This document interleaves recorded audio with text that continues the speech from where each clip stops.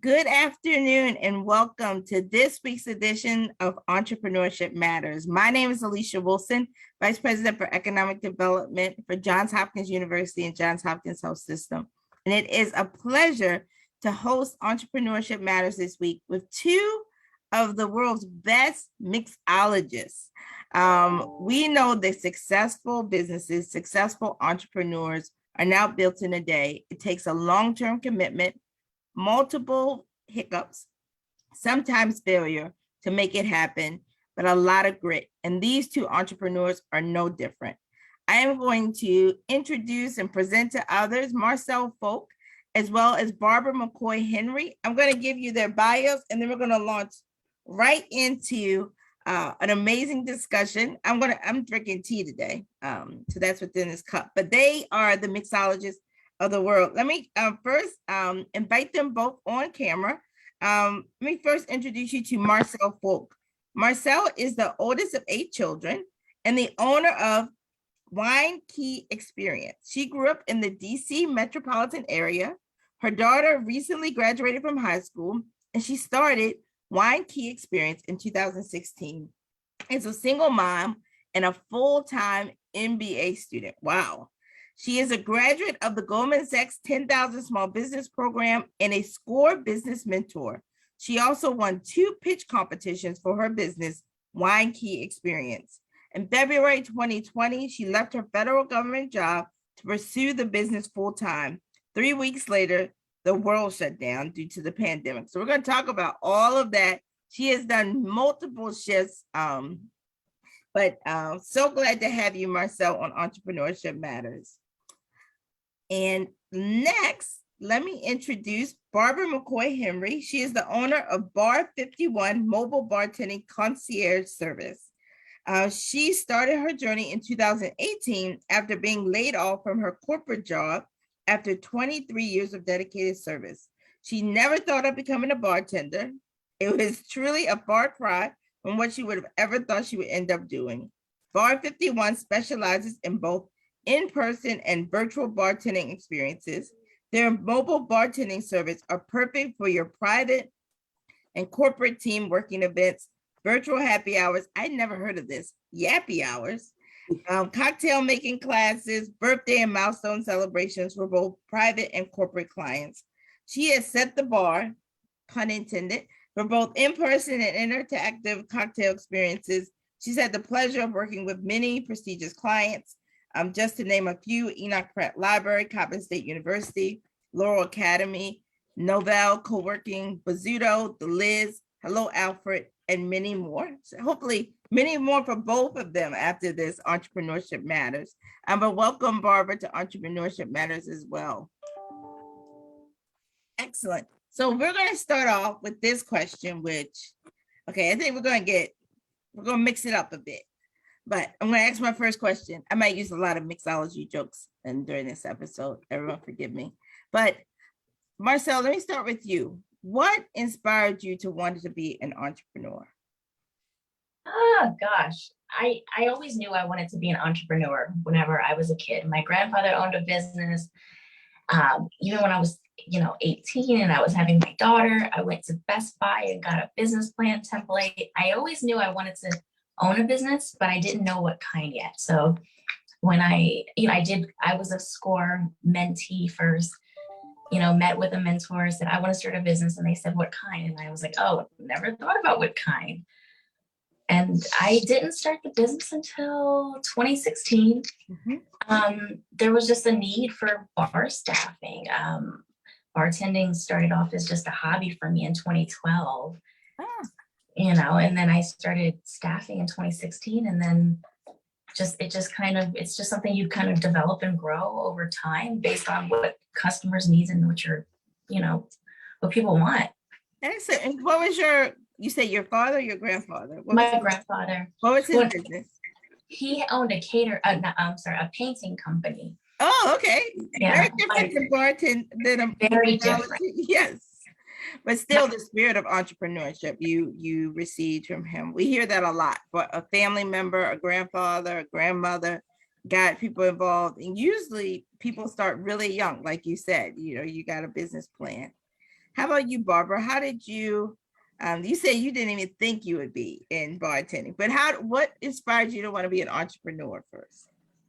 I just knew after 23 years, actually many years of being in corporate America, once it was over, I felt like I just didn't want to punch a clock anymore. I want to do something different.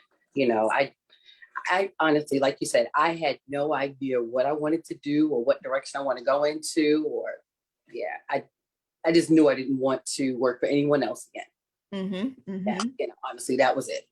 Yeah. Just plain and simple. That was it. Yeah. No, many people have these, I would say, like these critical moments when we also heard people, they like, this is the right time for me to make that leap.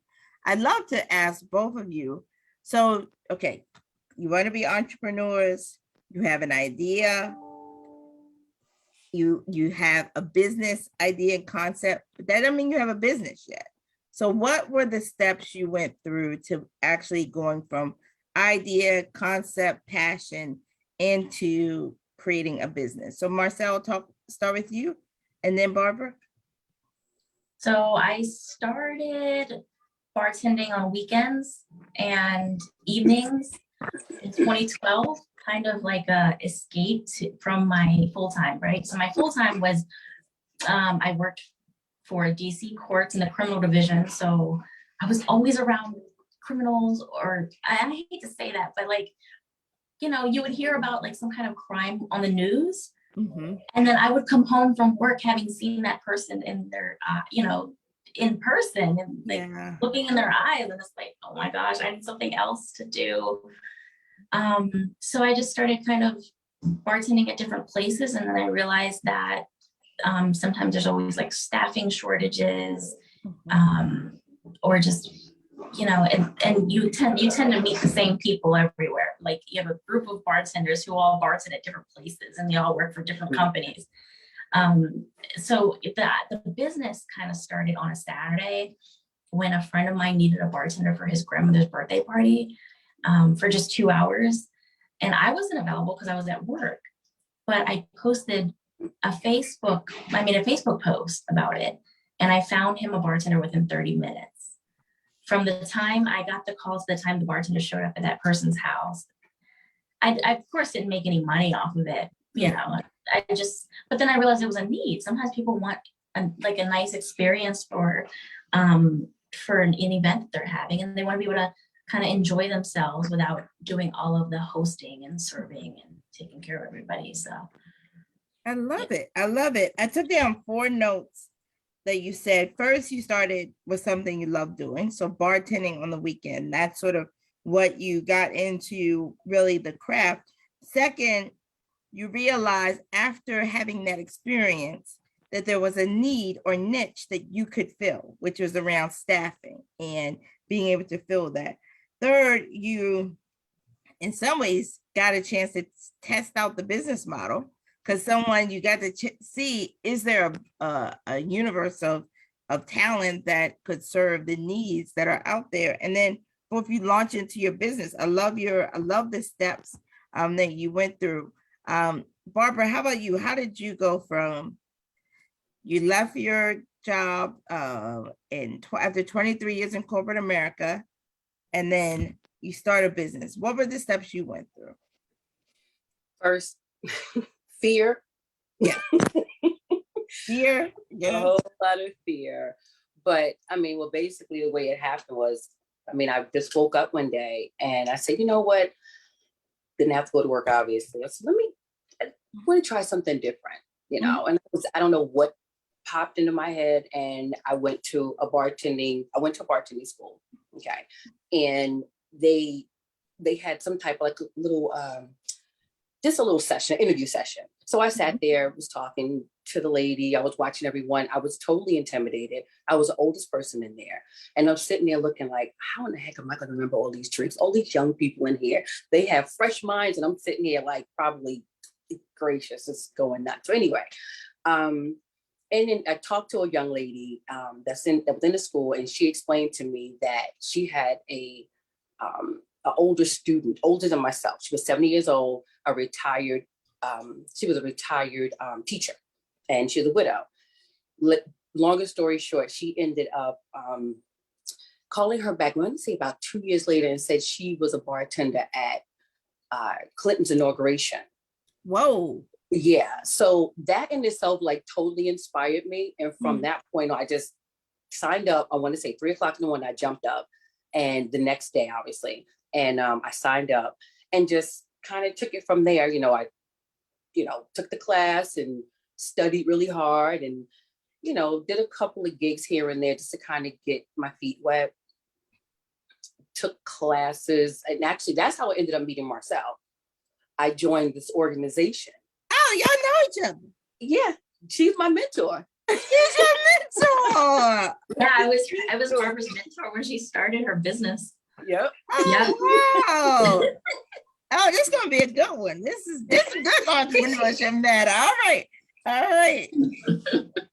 The organization she was mentoring for was an Empowered Women International program. Yeah. Yep. Oh, this is so nice. Yeah. So then here I am. I love this. I love it. I love it. I love it. Because I love the spirit both of you have. I'm telling everybody, book these women, book them for all your corporate events. Because this is like a beautiful thing in the sense that it speaks to both of your spirits of like how you are engaging in this work. And I always say people that come to this work with a giving spirit, they deserve to be given to. And so I hope that people watching this, we gotta get this on like Facebook or Forbes. When it's on Facebook, Forbes, something. So we gotta lift you both up. I love how you talked about fear, and Barbara, really important point you just made when you talked about you started with fear, but didn't allow for that to stop you. And I'm so glad that you talked about you went to bartending school, and then you were able to get inspiration from someone in your class, and then went on to get gigs. Really inspired someone that's bartending at President Clinton's inauguration, inspired you to say, I'm going to continue to go with it, not quitting, and continue to go on that. And then you have a mentor, and you're mentoring, Marcelle, really powerful. So let me get into that question. We have okay, so everyone's participating on Facebook. I'm getting all of your questions right now. Those of you who are Facebook, keep putting them in the chat. Those of you who want to come in Zoom, you can certainly put them in the chat. Those of you who are listening on the phone, text 22333, type JHUWL in the message. I'll get all of those questions in and be able to pose them to Marcelle and Barbara. Let me ask this. I'm gonna go straight to the mentoring piece, right? So Marcelle, I always say mentors are such special people, right? Especially in this business, because Barbara's actually a competition, right? I mean, some people could think like, she's my competition. Why would I mentor my competition? But what inspired you to be a mentor, and what compels you to engage in that in a business? Clearly, you must live in a world of abundance, right? So I think most mentors do that. So what's inspired you to be a mentor? So the first part would be when the shutdown happened. Sure.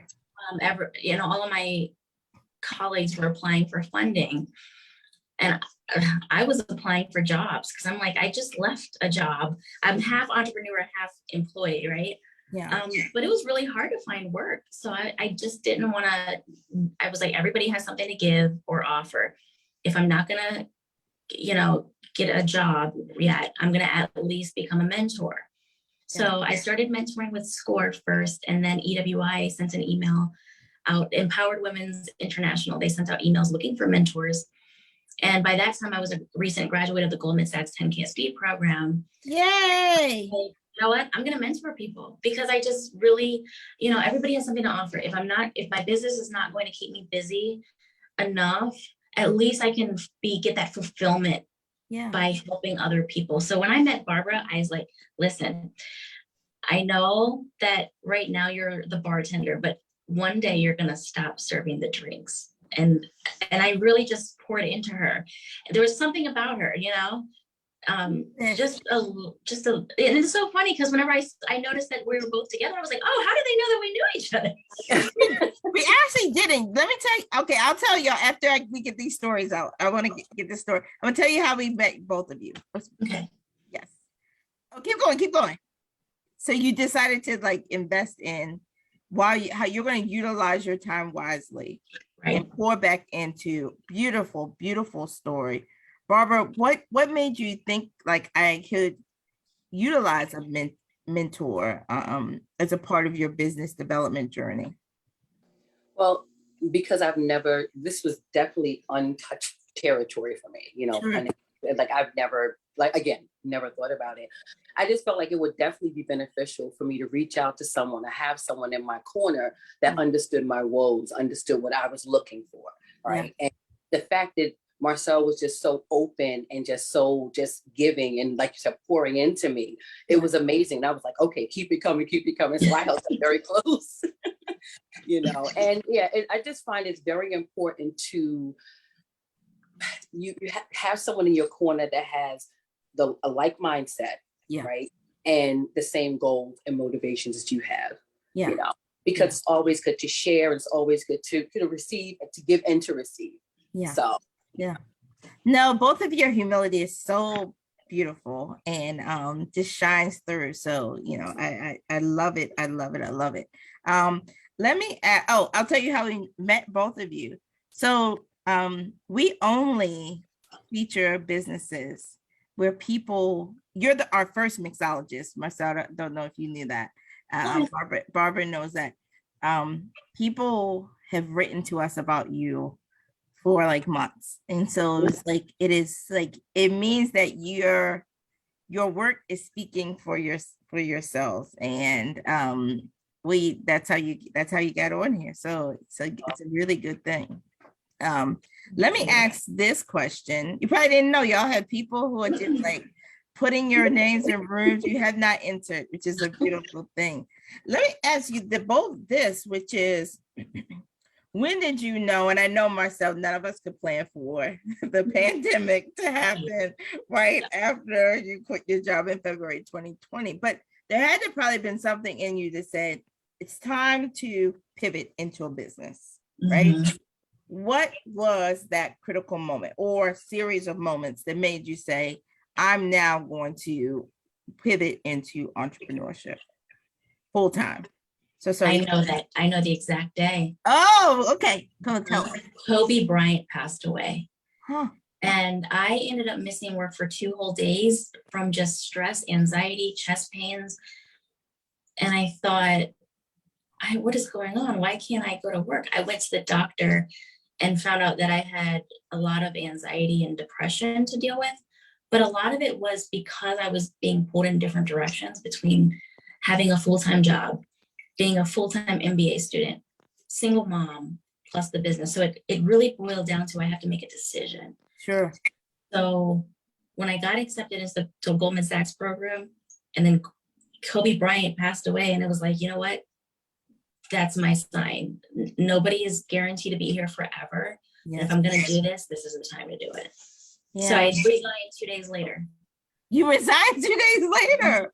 Wow, wow. And it's important, you know, for you to realize what was happening in your body to seek help, but also to realize like you've got to make a choice. You can't saying yes to something means saying no to something else. And I appreciate just your honesty on that. Barbara, how about you? What made you say, I'm going to, because you could have said, you know, bartending will be a hobby for me, or it will be something I do occasionally, but it won't be a business. What made you make that choice? So right before COVID, I was right in the midst of it. Like at maybe the end of 2017, 2018, I was already in the midst of entrepreneurship. Mm-hmm. I was already, you know, booking events and, you know, hiring staff and all that other good stuff. What made me want to do it? I just didn't want to work for anyone else but myself. Mm-hmm. And I mean, I stick to that. Like that's what really made me go into it.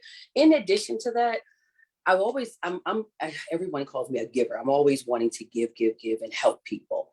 So my other thought was, you know what, once I start my business, because, okay, so let me back up a little bit. I worked at the convention center, the very first job I ever had as a bartender, and we got slammed. And I was watching how the individuals kind of handled the other bartenders, the servers. Mm-hmm. And I'm thinking, like, if I was their boss, I wouldn't have them do ABC, whatever. So, I mean, it was just a couple of different areas of opportunity that I saw. Mm-hmm. And I said, you know what, if I could do this, I could do this on my own. And when I do, I'm going to come back and get some of those individuals, because we work very well together.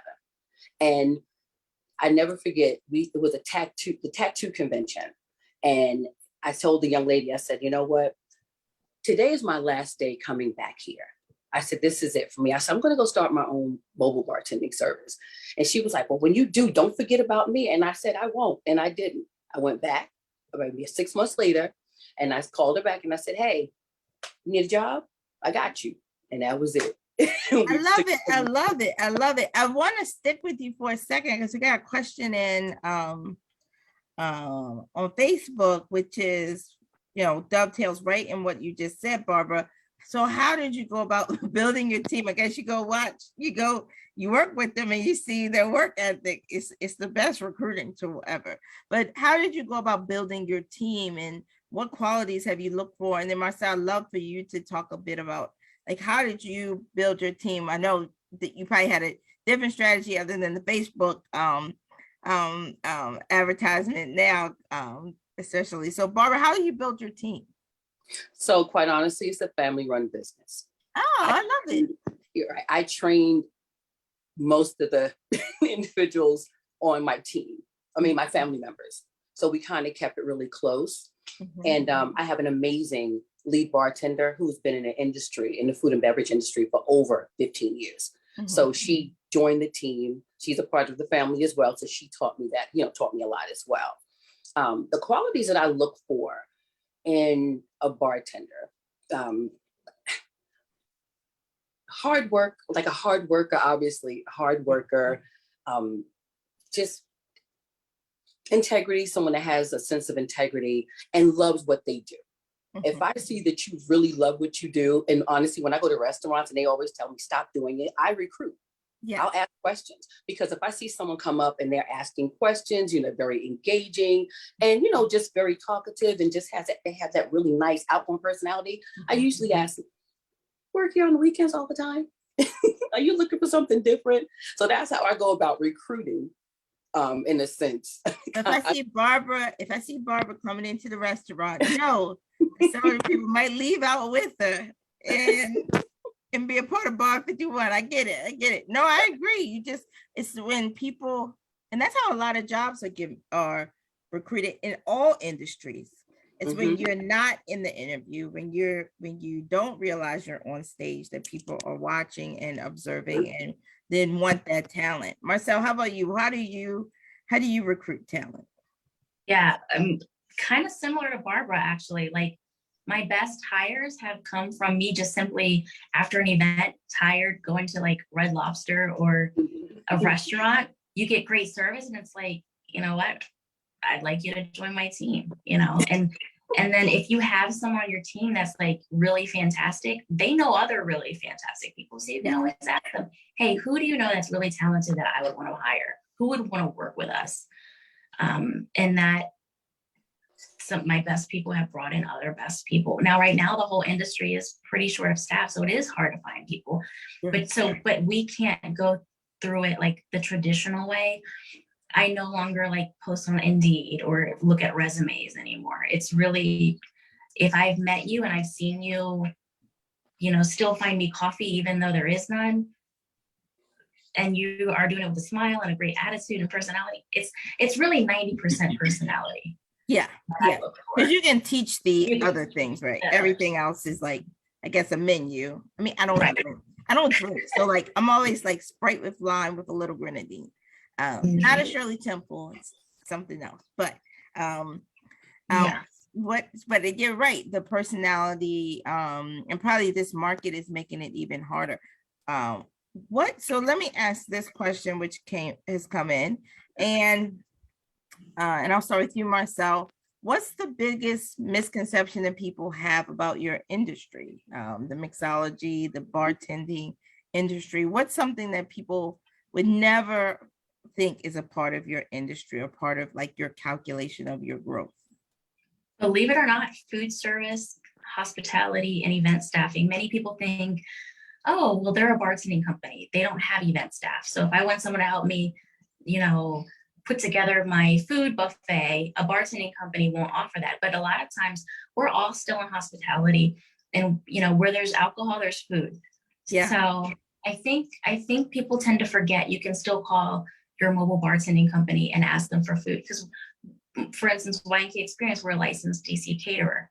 And we have a liquor license. So where there's alcohol, you must have food. So we are a great addition with caterers.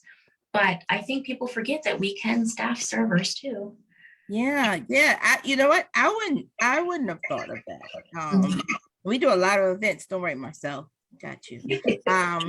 That's a great point. Barbara, how about you? What's the misconception people have about the industry or your type of business? Honestly, I have to absolutely piggyback on what Marcelle said. It's absolutely correct. They do not look at bartenders as, coming in and adding that extra touch. Yeah. That's the reason why I actually named the end of my service concierge, Bar 51 mobile bartending concierge service. Because if you know anything about concierge service, that's more of, hand-to-hand service, that we're going to provide that quality service, right? Yeah. With whatever you need done, whether it comes us shopping for you, picking up, special garnish, or doing something different that your bartender you're assuming is just a bartender will not do, right? Mm-hmm. We have service, we have DJs, we have rental options for other things. So, those types of, they don't look to have those things are readily available, right? In this service. Yeah, no, that's so true. I think sometimes we think of like the caterer may have a bartender, but not thinking of the bartender probably has a caterer, or maybe a list of caterers of different cuisine that you work with.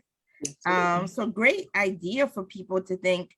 You might want to go through your bartender and you might say, I want Indian cuisine, or I want Ethiopian cuisine, or I want Southern cuisine. And really great point.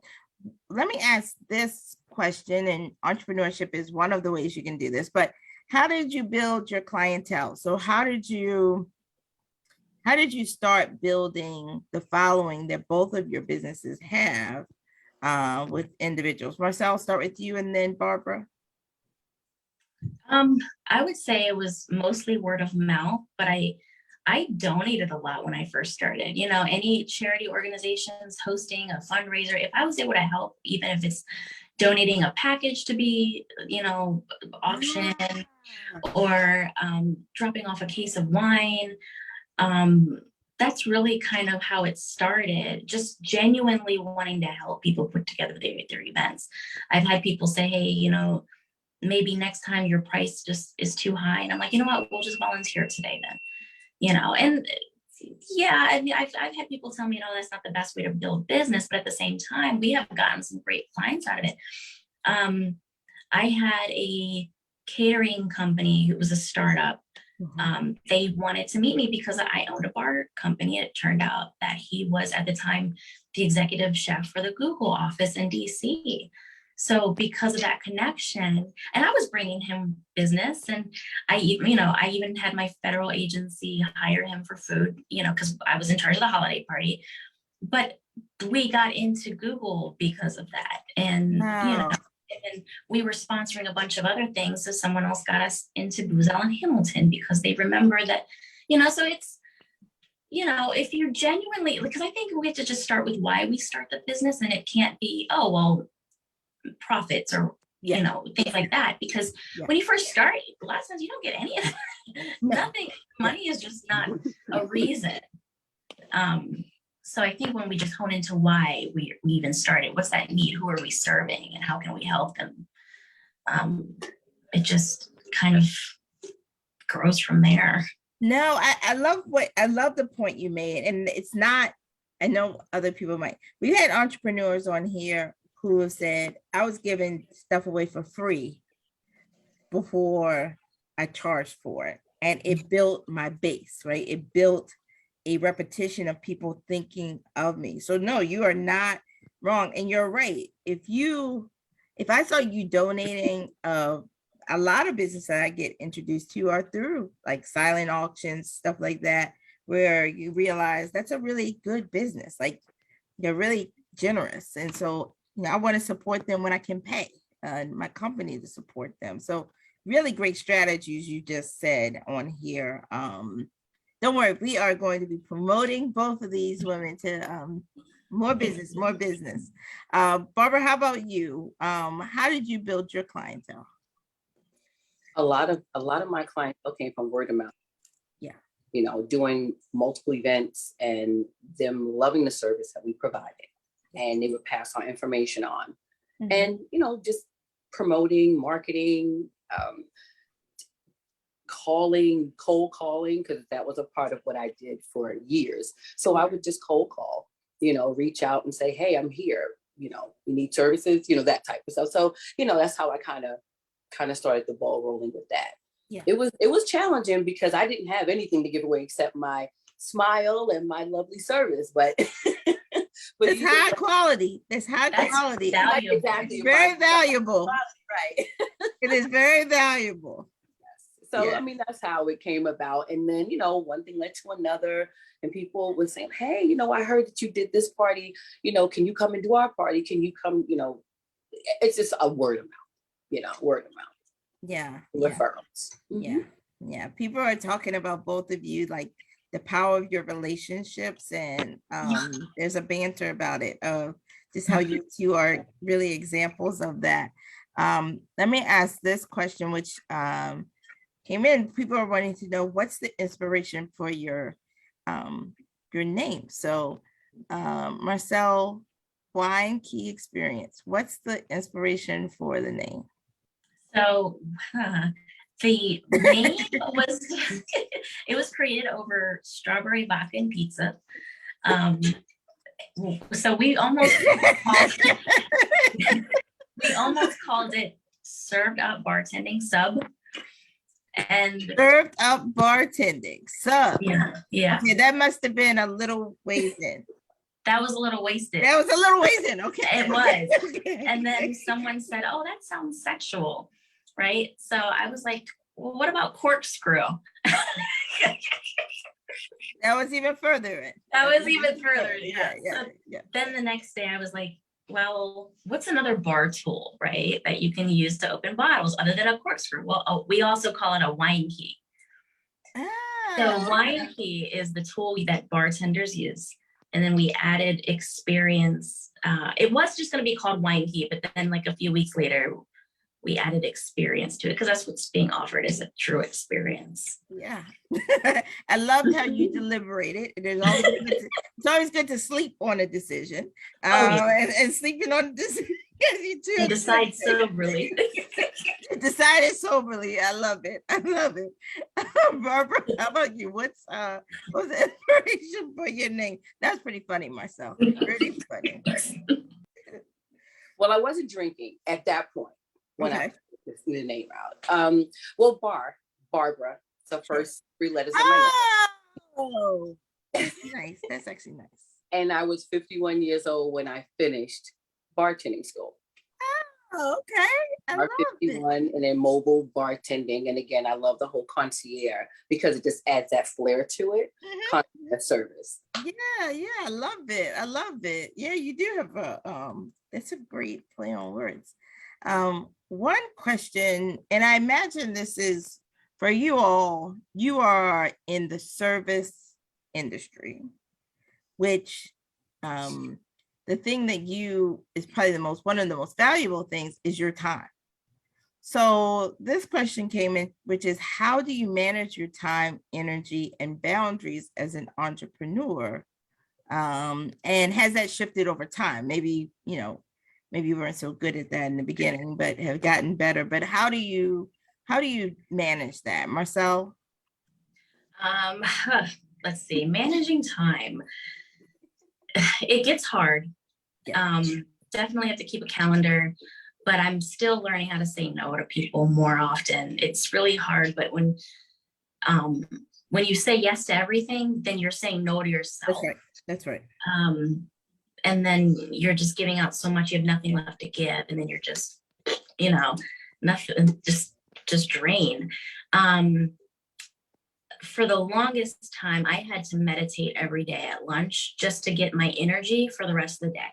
Mhm. So I used to work 21 hours a day, believe it or not. Wow. Yeah, I would go to the government job at 7 a.m., get off at 3:30, drive to the venue, already having the van packed at 4 p.m., arriving to the venue for setup. And then the event would end around 11 or 12, get home between 12 and 1 a.m. with 3 hours to spare between sleeping, unloading the van, cleaning dishes, repacking for the next event. And then if I didn't have an event that night, I always had a paper due for my MBA program at 2:59 a.m. Mm. So it was rough. I mean, I once remember working as a suite attendant for the owners of the Nats National Stadium, and it was on All-Star Week, and I had a notebook, I had a magazine in there, and they thought I was reading the magazine. I had my outline for a project in there along with all my resources. So during lunch, I printed out all my resources and then numbered everything, because I knew when I got home, I had to write that 3-page paper and submit it. It was tough, but you'll get the energy to keep going if you keep remembering why you're doing it. Yeah. Also, very important, take vitamins. And, don't always rely on coffee, but that sleep, just make sure if you're not going to get a great amount of sleep, I use Thrive Rest because it just helps me get better quality sleep if I'm not going to get the number of hours I need. So Yeah. And then I make myself a victory schedule. I eat certain things at certain times, and I do certain things at certain times during the day just to keep me on point. Now it's very strict, but at the same time, it's like needed. Yeah. Yeah. I love, so inspiring.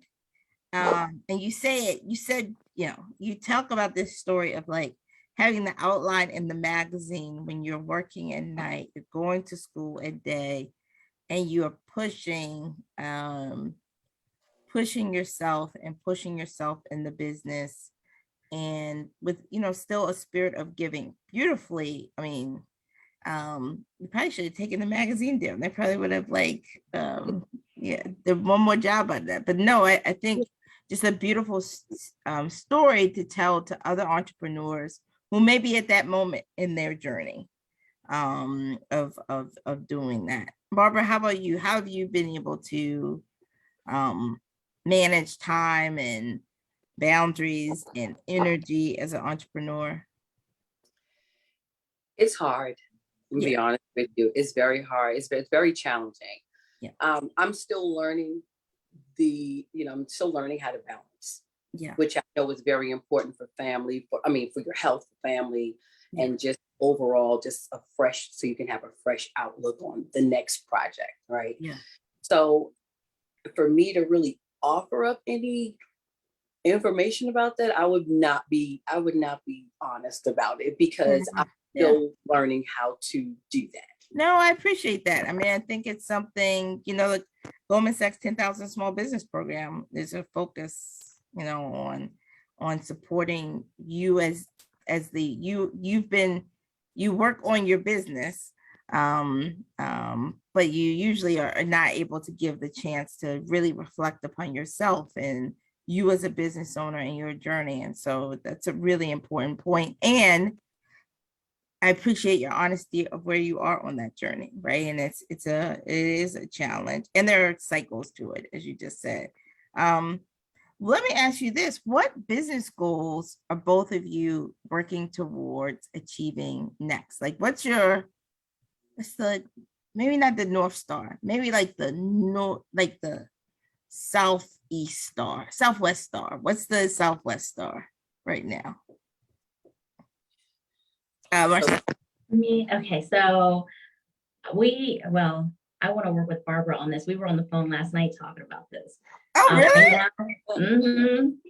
Yeah. So I now have a traveling tavern that I'm dying to use. So it's designed for outside events, but it's a horse trailer that's been transferred into a bar, and it has the tap system. It's got coolers in there, so you can literally have like a really cool outside bar that you can go out to and get drinks from. I love it. Mhm. I love that idea. And I guess it's actually genius. Especially if you have like a cookout. Oh yeah. Mhm. Yeah. Mhm. Yeah. Or, if you're just like a corporate, so many events are outside, that would be a neat accompaniment to. Yeah. I love that idea. So what's it going to be called? Still Wine Key Experience, or is it like So it was formerly. But you don't have to give us a name if it's trademarked. If you. Oh, it's okay. It was Okay. well, it was called the Traveling Tavern. We purchased it, and now it's going to be the Traveling Tavern by Wine Key Experience. Oh, I And we're love going to it. keep the name. I love it. I love it. I love it. Don't worry, we're gonna I see people asking, how do they book with you? How do they get in? So we're gonna get to that. Don't worry, I'm gonna make sure that gets woven in. But Barbara, how about you? What's next? Is it what's next for your business too? In the same realm, we are definitely looking into taking really deep dives into obtaining a mobile bar, quote unquote, a mobile van. And just kind of gut it all out and just put in all these neat, cute things and fun, bartending things. And, that's what we're looking forward to. The next thing is also opening up Lounge 51. That is what I'm really working on. I'm working on both of the projects. So yeah, those are my goals and aspirations. I love it. I love it. And if whatever we can do to be a part of helping and connecting and helping both of you. One question someone's asked on Facebook. I want you to go back in time with me for a minute to when you first started. What is something you would recommend someone not doing as a beginning entrepreneur? Marcelle, but you because you giggled when I said not doing. And you seem to be the mentor extraordinaire. What's one of the pieces of advice you say? Do not do this. You do not start without having a plan first. I think my plane was taken off and I was still trying to build it. It was like so exciting, like, oh, let me go ahead. I got a logo, I got a name, it's time to register. No, I definitely recommend having a huge, like an actual plan first. Get yourself a mentor, get a few of them, because different mentors specialize in different topics of business. Yeah. And don't run yourself ragged. Don't run yourself ragged. Start with a plan. Mhm. And get a mentor. I love great pieces of advice. Barbara, what about you? What would you recommend someone not doing as they start? Pay attention. I would recommend you not pay attention to the competition. Don't look at yourself as competing with anybody. Yeah. That's what I would recommend. Yeah. Just focus and really just know that this is what you definitely want to do. Be sure about what you want to do. And then keep it on and grind. That's what I recommend. And but not to do, just don't listen to the chatter around you. Yeah. Don't let anyone get into your head. When you notice what you want to do, just go for it. Yeah. Don't allow anybody to stop you and tell you cannot do it. Yeah. No, I love it. And, one piece of advice was given probably early on, and just go into what you said. If you focus on the competition, you will always be an imitation of them. And that's the truth. So I love what you just said. I'm going to get to this question. I'm going to have Jackie confirm if we have a special guest that's watching. But before I get to that, you both mentioned tackling fear and anxiety. Despite those challenges, what keeps you going? Like, what gets you continuing, not giving up?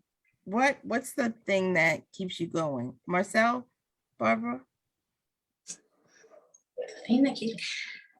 I would say the things that give me energy to keep going would be when I get that call and someone's really excited about either their wedding or their graduation party. And it's like, oh yeah, this has to go off without a hitch. Like, and then just the excitement of helping, being a part of it, you know, it's like for someone to share their special day with you is a true honor. Yeah. I think that's what really gives me energy. Some things that make me tired are like the admin work. So every once in a while, I'm gonna be honest, every once in a while, I don't feel like doing a proposal, so I just sponsor it. I'm like, yeah, I'll just show up. I had someone call me. So I used to work for the Veterans Affairs, and I had someone call me wanting a proposal for an event for veteran-owned businesses. You know, he wanted a quote for a happy hour, and I was just too tired to do a proposal, but I was so excited for the party. I was like, you know what? I'm just going to show up with some beer and wine, and we're just going to make it work. I'm not even going to deal with the paperwork. It probably led to more business, right? It actually did, surprisingly. Yeah. Yeah. You know, more people were like, oh my God, thank you so much. And then you know, and then you find people that you want to buy from too, that they're like so grateful that you were there to sponsor the happy hour. So sometimes they'll just look out for you too. Yeah. Yeah. I love it. I love it. Barbara, how about you? What keeps you going despite the challenges? I love when a very, very difficult client that I've dealt with for like 4 or 5 months calls me up after everything is over, and they call me and they say, I want to thank you very much. I'm so sorry the way I acted. You know, I treated you, or I spoke to you, but you guys did amazing. You made my day one of the specialest days, and I'll never forget it. I'll never forget you guys. Those words, they kind of, you know, they motivate me. Yeah. Because I'm thinking like, okay, if I dealt with you and I still came there with a smile, I know I can do it for everybody else. Yes. Yes. And the other thing is the fact that I have no options. This is it for me. You know, I mean, that's a big motivator. You know, this is my livelihood. This is how I eat every day. It's how I pay my bills. So I have no option. So yeah. No, I understand that. And sometimes not having the plan B makes plan A work really, really well. Ma'am. Yeah. Yes. Let me ask this question, because this is one of the reasons why we love working with local businesses and we love working with small businesses. How do you engage other local businesses, suppliers, distributors in your business? I know both of you do that. Clearly you cross collaborate with other businesses, even in your own industry. How do you incorporate them? I always say that's the biggest blessing of working with a local business, not outsourcing to, someone that doesn't live in our community. Marcelle, talk about that. How do you engage with other local businesses, and then Barbara as well? Usually when I meet a new small business, I just try to think of ways that we can utilize them and we can just help each other, right? So like I've met like small coffee companies, and I'm like, well, coffee and alcohol go well, so we can, make something out of that. I had a Mary Kay lady. We did like little gift boxes with her mask, her face mask, and like a little bottle of champagne. I think if you go into it thinking like, how can I help this person make a sale, or how can we just join forces? It's kind of like matching up colors, right? Some colors go well together, and others you have to taste it first to see if it goes well, or like for food. But I don't know, I must be hungry today, but no, I love it. And you're right. You're figuring out how 1 + 1 can equal 3. Yeah. And being focused on that. Great point. Barbara, how do you do it? So, I mean, obviously we interact with a lot of different businesses when we have weddings or say festivals and so on and so forth. And what I typically do, I mean, I'll see the type of service that they're providing, and I identify that and say, okay, you know what, we can definitely kind of pull you in and introduce you to our client if they're in need of your service, if they're in need of your services. And I'll get their business card and, just kind of vet them and kind of talk to them and see, if they would be a good fit, and we just kind of work together. I actually I collaborated with a local candle maker, and we did this really nice, this beautiful box that they for one of the, and it was actually during COVID. Oh, They wanted to provide, and we kind of reached out to someone that made special teas.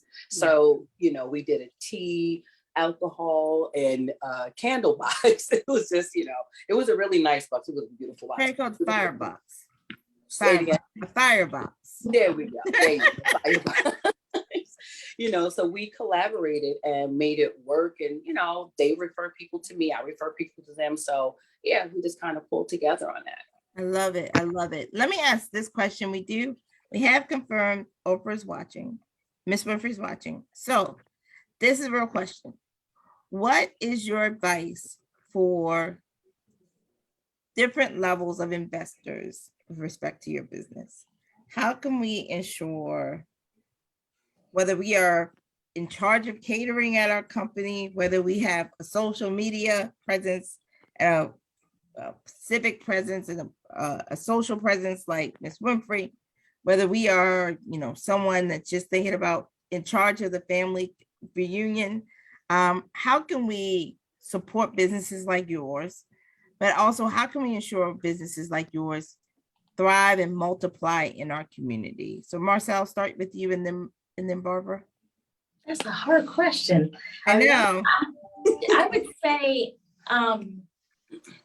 you know, definitely hire small businesses, you know, and then give us a chance to kind of prove what we do. You know, there's a lot of big businesses out there that have great products and services, but as they grow, it sometimes gets harder to get that customer service, right? That the small businesses really do provide, because our hearts are in it, our everything is in it.